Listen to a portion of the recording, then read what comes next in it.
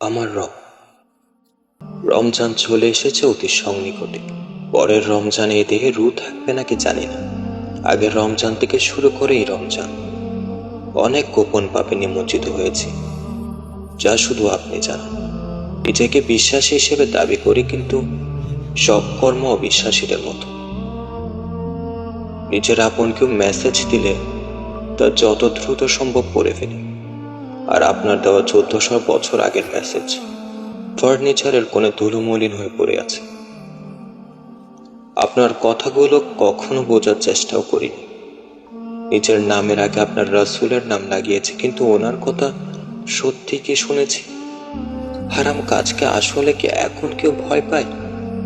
তাহলে হারাম অনুষ্ঠানে এত মানুষ কিভাবে যায়? দুনিয়ার আনন্দ উপভোগ করতে গিয়ে তারা যে দিনকে ছুঁড়ে ফেলে দিচ্ছে। আমরা রবকে মানে, কিন্তু তার কথা শুনি না। নামাজ, রোজা, হজ, যাকাত তো দিই, কিন্তু হারামে নিজেকে জড়িয়ে শয়তান এবং আমার নফসের শব্দ এখনো কানে আসে। এখন পাপ করেও পাপকে আর পাপের মতো দেখি না। নিজেদের অন্যদের থেকে আলাদা দেখানোর জন্য ডেভিল শব্দ ব্যবহার করে থাকি। কাউকে আপনার দিনের কথা বলে তারা হেসে উড়িয়ে দিবে।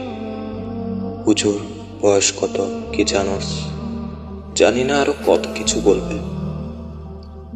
যখনই আমি ভেঙে পড়ি, আপনার এই আয়াত মনে করি, হাসবুনাল্লাহু ওয়া নি'মাল ওয়াকিল।